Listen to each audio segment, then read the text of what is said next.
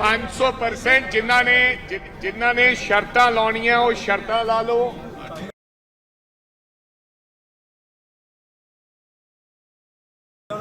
ਜਿਨ੍ਹਾਂ ਨੇ ਕਿਸੇ ਤਰੀਕੇ ਦੀ ਕੋਈ ਸ਼ਰਤ, ਕੋਈ ਮਠਿਆਈ ਲੱਡੂ ਖਾਣ ਦੀ ਲਾਉਣੀ ਉਹ ਲਾ ਲਓ।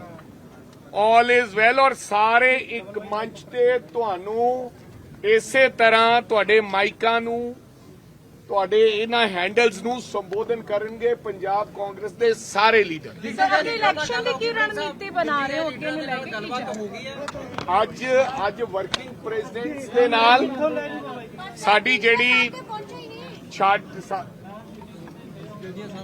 ਦੱਸ ਦਿੰਦੇ ਆ ਸਾਡੀ ਜਿਹੜੀ ਕਾਰਜਕਾਰਨੀ ਹੈ, ਟ੍ਰੈਜ਼ਰਰ, 3 ਵਰਕਿੰਗ ਪ੍ਰਧਾਨ, ਜਨਰਲ ਸੈਕਟਰੀ ਆਰਗੇਨਾਈਜੇਸ਼ਨ ਤੇ ਪ੍ਰਧਾਨ, ਸਾਡੀ ਪੀਸੀਸੀ ਇੰਨੀ ਕਮੇਟੀ ਹੈ, ਉਹਨਾਂ ਨਾਲ ਅੱਜ ਮੀਟਿੰਗ ਹੋਈ ਹੈ ਔਰ ਕਿਸ ਪ੍ਰਕਾਰ ਅੱਗੇ ਚੱਲਣਾ ਹੈ ਉਹਦੇ ਤੇ ਚਰਚਾਵਾਂ ਹੋਈਆਂ ਔਰ ਇਸ ਤੋਂ ਬਾਅਦ ਜ਼ਿਲ੍ਹਾ ਪ੍ਰਧਾਨਾਂ ਦੀ ਬੈਠਕ ਹੈ।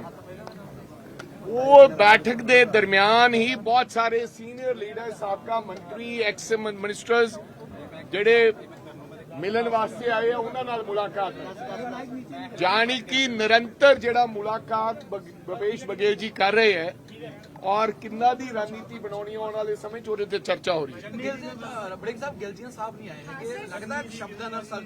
ਦੇਖੋ ਇਸ ਤੋਂ ਬਾਅਦ ਤੁਸੀਂ ਕਹੋਗੇ ਕਿ ਤੁਹਾਡੇ 3-4 ਜ਼ਿਲ੍ਹਾ ਪ੍ਰਧਾਨ ਨਹੀਂ ਆਏ। ਹੁਣ 2 ਜ਼ਿਲ੍ਹਾ ਪ੍ਰਧਾਨ ਸਾਡੇ ਅਮਰਨਾਥ ਯਾਤਰਾ ਤੇ ਹੈ, ਜ਼ਰਾ ਕਨਫਰਮ ਕਰ ਲਓ। ਲੁਧਿਆਣਾ ਦੇ ਸੰਜੇ ਤਲਵਾਰ, ਔਰ ਉਹਨਾਂ ਨੂੰ ਫੋਨ ਕਰਕੇ ਪੁੱਛ ਲਓ। 1-2 ਜ਼ਿਲ੍ਹਾ ਪ੍ਰਧਾਨਾਂ ਨੇ ਸਾਨੂੰ ਲਿਖਤੀ ਦੇ ਵਿੱਚ ਉਹ ਵੀ ਦੇ ਦਿਆਂਗੇ ਜਿਹਦੇ ਵਿੱਚ ਕਾਲਾ ਢਿੱਲੋਂ ਜੀ ਨੇ ਆਪਣਾ ਲਿਖਤੀ ਭੇਜਿਆ ਔਰ ਸਾਡਾ ਲੱਖਾ ਜੀ ਨੇ, ਪਾਇਲ ਜੀ ਨੇ ਕਿਹਾ ਕਿ ਮੈਂ ਆਪਣੇ ਮੁੰਡੇ ਨੇ ਅੱਜ ਇੰਗਲੈਂਡ ਤੋਂ ਆਉਣਾ, ਉਹ ਵੀ ਲਿਖਤੀ ਰੂਪ ਦੇ ਵਿੱਚ, ਕਿਉਂਕਿ ਤੁਸੀਂ ਹੁਣ ਸਾਤੋਂ ਹਰ ਚੀਜ਼ ਦਾ ਪ੍ਰੂਫ ਮੰਗਦੇ ਹੋ। ਸੋ ਮੇਰੀ ਇਹ ਬੇਨਤੀ ਹੈ ਔਰ ਕਦੇ ਵੀ ਜਦੋਂ ਵੀ ਮੀਟਿੰਗ ਹੋਈ ਹੈ ਕਦੇ ਵੀ ਇਸ ਤਰ੍ਹਾਂ ਇੱਕ ਅੱਧਾ ਬੰਦਾ ਮੀਟਿੰਗ ਦੇ ਵਿੱਚ ਆਪਣੇ ਜ਼ਰੂਰੀ ਕੰਮਾਂ ਦੇ ਕਰਕੇ ਰਹਿ ਹੀ ਜਾਂਦਾ। ਕਾਲਾ ਜੀ, ਇਹਦਾ ਮਤਲਬ ਇਹ ਸਮਝੀਏ ਕਿ ਅਨੁਸ਼ਾਸਨ ਰੱਖਦੇ ਹੋਏ ਗੈਰ ਹਾਜ਼ਰ। ਮੈਨੂੰ ਇਸ ਦੇਖੋ ਗੱਲ ਇਹ ਹੈ ਕਿਉਂਕਿ ਲਖਵੀਰ ਚੰਨੀ ਸਾਹਿਬ ਦੇ ਘਰ ਵੀ ਗਏ ਸੀ। ਗੱਲ ਇਹ ਹੈ ਵੀ ਤੁਹਾਨੂੰ ਚਾਹੀਦਾ ਮਸਾਲਾ, ਮੈਨੂੰ ਨਹੀਂ ਪਤਾ ਕਿੱਥੇ ਗਏ ਸੀ। ਮੈਂ ਮਸਾਲਾ ਤੁਹਾਨੂੰ ਕਿਸੇ ਪ੍ਰਕਾਰ ਦਾ ਦੇ ਨਹੀਂ ਸਕਦਾ ਕਿਉਂਕਿ ਮਸਾਲਾ ਨਹੀਂ, ਪਰ ਮੈਂ ਅਗਰ ਤੁਸੀਂ ਆਪਣੇ ਚੈਨਲ ਨੂੰ ਇਹ ਕਹੋਗੇ ਕਿ ਮੈਂ ਆਪਣੇ ਬੇਟੇ ਦੇ ਕੰਮ ਕਿਤੇ ਚੱਲਿਆ, ਲਿਖਤੀ ਰੂਪ ਦੇ ਭੇਜੋਗੇ ਲਿਖ ਕੇ, ਤੁਸੀਂ ਉਹ ਚੈਨਲ ਤੁਹਾਡਾ ਕੀ ਮਹਿਸੂਸ ਕਰੇਗਾ ਕਿ ਹਾਂ ਉਹਨਾਂ ਨੂੰ ਕੋਈ ਜ਼ਰੂਰੀ ਕੰਮ ਹੈ ਇਸ ਕਰਕੇ ਉਹ ਨਹੀਂ ਆ ਸਕਦੇ। ਸੋ ਪਲੀਜ਼ ਕਿਸੇ ਵੀ ਗੱਲ ਨੂੰ ਉਧੇੜਿਆ ਨਾ ਜਾਵੇ। ਉਹ ਅਗਰ ਤੁਸੀਂ ਲਿਖਤੀ ਲੈਣਾ ਚਾਹੁੰਦੇ ਹੋ ਫਿਰ ਤਾਂ ਡਿਸਪਲਿਨ ਹੀ ਹੈ, ਉਹ ਤੁਹਾਨੂੰ ਲਿਖਤੀ ਰੂਪ ਦੇ ਵਿੱਚ ਵੀ ਦਿਖਾ ਦਿਆਂਗੇ। ਕਿਤੇ ਬ੍ਰੇਕਫਾਸਟ ਜਾਂ ਡਿਨਰ ਦੀ ਵੀ ਪਲਾਨ ਹੈਗੀ ਹੈ ਕਿਉਂਕਿ ਆਗੂਆਂ ਦੇ ਘਰ ਜਾ ਰਹੇ ਨੇ ਬਘੇਲ ਸਾਹਿਬ।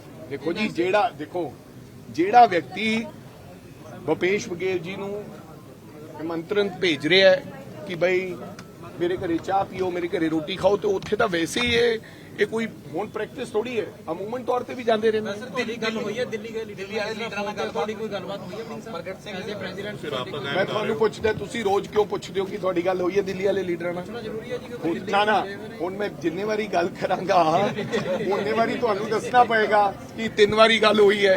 Don't do that. कि भूपेश बघेल जी हमारे प्रभारी और 2027 को इलेक्शन है और हम अपनी तैयारी में जुटे हुए हैं और इसके अलावा कुछ भी नहीं है। 1 बाय 1 करके भूपेश बघेल जी सबको मिलेंगे। अपनी बात किसी ने रखनी है तो अपनी बात कर सकता है, और अगर किसी को किसी व्यक्ति विशेष से कोई शिकवा है, शिकायत है, या उनको लगता है किसी डिसीजन से कोई गलती हुई है तो अपनी बात बघेल साहब से रख सकता है। अगर वो चाहे कोई व्यक्ति कि भैया मैंने वो बात राहुल जी से करनी है, खाड़गे जी से करनी है, केसी वेणुगोपाल से करनी है, बिल्कुल उनको वहाँ लाया जाए। सर लगातार जिस तरह से ये देखा जा रहा है, हर एक नए महीने में आ जाता है कि नाराजगी चल रही है। हालांकि रंधावा जी, चन्नी जी भी मुलाकात हुई, हालांकि कल वो लोग पंजाब में ही थे, तो उस चीज को कैसे देखेंगे? मैंने आपको कहा जल्दी मुलाकात हो जाएगी और ऐसी कोई चीज नहीं। हर आदमी व्यस्त है अपनी अपनी जगह पे, और क्योंकि आज तो मीटिंग शुरू होनी है, कैसे होगी? जहाँ तो मीटिंग खत्म हो गई तो आप ये कहो कि भैया मीटिंग खत्म हो गई, कोई आया नहीं, अभी चर्चा कहाँ है इस चीज के लिए, अभी तो शुरुआत है। अभी देखो सब लोगों से भी ਸਾਹਿਬ ਕਿਹੜੇ ਧੜੇ ਨੂੰ ਬਿਲੋਂਗ ਕਰਦੇ ਹੋ ਤੁਸੀਂ?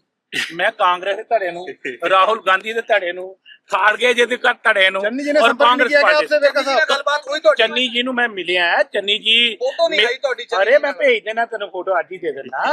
मैं चन्नी जी नूं मिलिया, चन्नी मेरे भरा आ और असी युगा जगांतर तो इकट्ठे हैं और कोई भी आदमी एक गलतफहमी च ना रवे कि मैं चन्नी तो वखरा है। चन्नी मेरे नाल आ।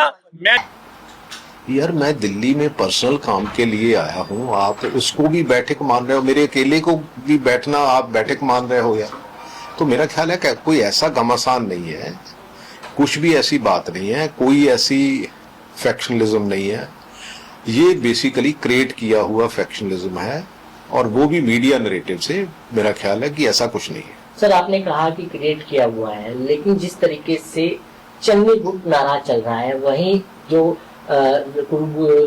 गुरजी रंधावा साहब हैं, उन्होंने ये कहा है, सुखविंदर सिंह रंधावा जी ने, जो पिछले दिनों ऑब्जर्वरों की बैठक हुई थी, उन्होंने सभी नेताओं से बातचीत की थी, आखिर रिजल्ट निकला क्या है, उन्होंने इस तरीके के सवाल जो है वो खड़े किए हैं। यार आप तो सुखविंदर रंधावा जी से पूछ सकते हैं, मैं इसका जवाब क्या दे सकता हूँ। देखो, डिफरेंस ऑफ ओपिनियन होना मैं डेमोक्रेसी मानता हूँ। कई बार हम ज्यादा लाउड हो जाते हैं, वो कई बार हमें मतलब ऐसा दिखा दिया जाता है कि शायद इनमें डिसिप्लिन नहीं है या डेमोक्रेसी नहीं है, लेकिन ऐसी बातें जो है वो बीजेपी और आम आदमी पार्टी में कभी होती नहीं है, क्योंकि वहां डेमोक्रेसी है ही नहीं, वहां फेल्ड डिक्टेटरशिप की ओर देश बढ़ रहा है। इस देश की त्रासदी ये है कि जो भी प्रोजेक्शन होनी होती है उसको उसी तरह से दिखाया जाता है।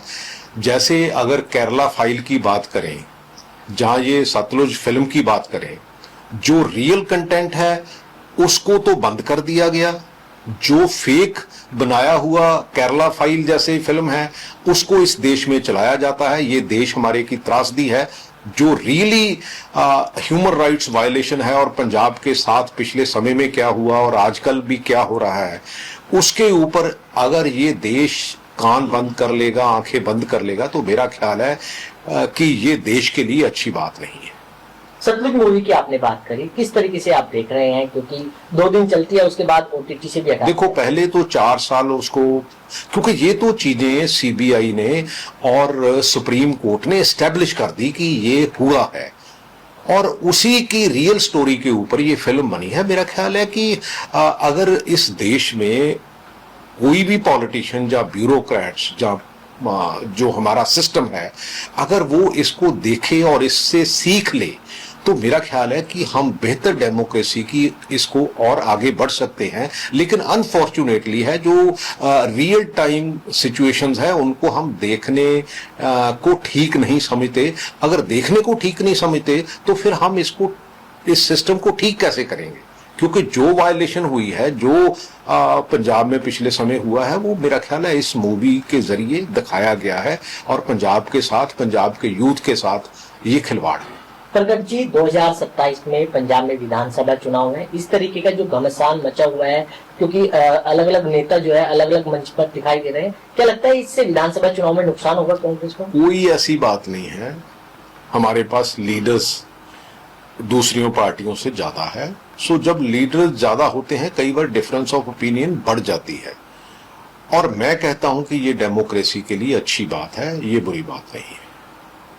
कमान अमरिंदर सिंह राजावड़िंग को दी गई है पंजाब की, क्या आप साथ चलेंगे उनके या फिर नाराजगी जाहिर करें? कांग्रेस पार्टी है, कांग्रेस बड़ी पार्टी है, उसमें ठीक है, लोग नाराज भी होते हैं, लोग ठीक भी होते हैं, बहुत सी चीजें होती हैं जो घर के प्लेटफॉर्म के ऊपर मेरा ख्याल है डिस्कस की जा सकती है और की जा रही है। कल की मीटिंग भी जो थी वो इसी का हिस्सा थी, और ऐसा कुछ नहीं है क्योंकि दिखाना जो मर्जी दिखा दो, क्योंकि आजकल सोशल मीडिया का कोई बैकग्राउंड कोई चेक नहीं करता, कोई भी सिस्टम चेक नहीं करता। इस देश में सबसे बड़ी प्रॉब्लम ही आजकल ये है कि जो एक्चुअल होता है वो दिखाया नहीं जाता, जो एक्चुअल नहीं होता वो ज्यादा दिखाया जाता है। क्या जो नाराजगी है ये पार्टी हाईकमान के सामने रखेंगे आप लोग? नहीं, जिनको कोई नाराजगी होगी तो हमारे, देखो ऑनगोइंग प्रोसेस है, हमारे जनरल सेक्रेटरी भी वहाँ हैं, हमारे बाकी जनरल सेक्रेटरी ऑर्गेनाइजेशन हैं, राहुल जी हैं, खड़गे जी हैं। सो मेरा ख्याल है हमें कोई ऐसी प्रॉब्लम नहीं होती कि अगर कभी भी मिलना होता है। मैं तो जब J&K की कोई बात होती है या पंजाब की भी कोई बात होती है तो मैं तो आराम से मिल लेता हूँ और उनके पास ये बात कह देता हूँ कि अगर ऐसा कर लिया जाए तो हम बेहतर परफॉर्म कर सकते हैं।